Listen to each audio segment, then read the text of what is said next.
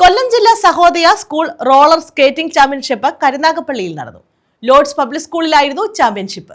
ജില്ലയിലെ 33 സ്കൂളുകളിൽ നിന്നായി 300ഓളം കുട്ടികൾ പങ്കെടുത്തു.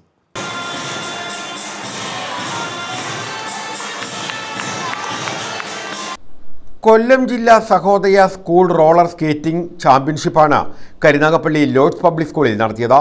കൊല്ലം ജില്ലയിലെ 33 സ്കൂളുകളിൽ നിന്നായി 300ഓളം വിദ്യാർത്ഥികളാണ് മത്സരത്തിൽ പങ്കെടുത്തത്. സബ് ജൂനിയർ, ജൂനിയർ, സീനിയർ വിഭാഗങ്ങളിലായിരുന്നു മത്സരം.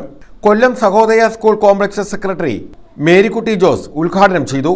On this occasion of skating and badminton competition hosted here at Lord's Public School, Karunagapalli. Today we have 300 students from 13 schools participating in skating and also badminton competition. First and foremost, I extend my heartfelt appreciation to the management, principal, staff and the entire team of Lord's Public School family.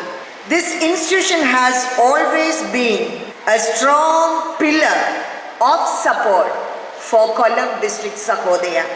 Lord's Public School Chairman N. Vamadevan അധ്യക്ഷത വഹിച്ചു.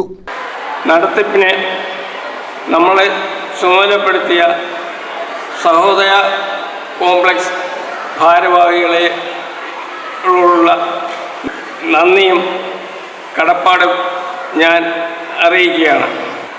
ഇതിന് വേദി ആവുകയും ഇതിനു വേണ്ട പ്രാഥമിക നടപടികൾ ചെയ്യുന്നതിനും ഉത്തരവാദിത്തപ്പെട്ട നമ്മുടെ സ്കൂളിൻ്റെ പ്രിൻസിപ്പലിനെ അഭിനന്ദിക്കുക.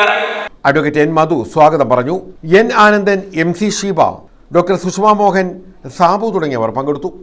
News bureau, Karunagappally.